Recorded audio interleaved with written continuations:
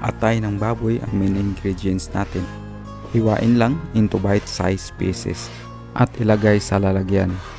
Ihanda na rin ang bawang at sibuyas. Hiwain lang ang mga ito ng maliliit na piraso.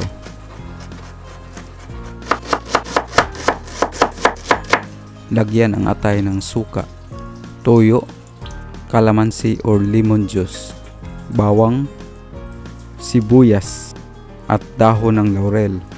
Haluin lang ang mga ito at i-marinate at least 30 minutes.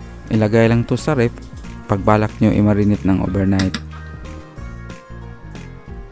Magpainit ng kaunting mantika dito sa kawali. Igisa ang hiniwang bawang at sibuyas. Baka hindi ka pa nakapag-subscribe sa ating channel, mag-subscribe ka na para lagi kang updated sa mga bagong recipes natin. Ilagay na natin ang marinated na atay ng baboy na hindi kasama ang marinade sauce. I-sear lang to ng ilang minuto hanggang mag-iba ang kulay. Pwede na buhusan ng marinade sauce na pinagbabara ng atay. Lagyan rin natin ng kaunting tubig kasi ang version ng recipe na ito ay medyo masabaw. Haluin saglit at takpan. I-simmer lang to few minutes at huwag i-overcook ang atay para hindi ito kukunat. Lagyan ng siling haba.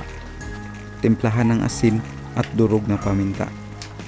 Optional lang to pero pwede kayong maglagay ng seasoning granules to taste. Lagyan ng hiniwang sibuyas dahon. Haluin lang saglit, tikman at i-adjust ang lasa kung kinakailangan.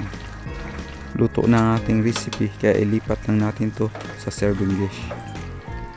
Ito na yung version ng adobong atay na medyo masabaw. Para masundan ang ating recipe, ito na ang listahan ng mga ingredients. Tara, mga ona ta!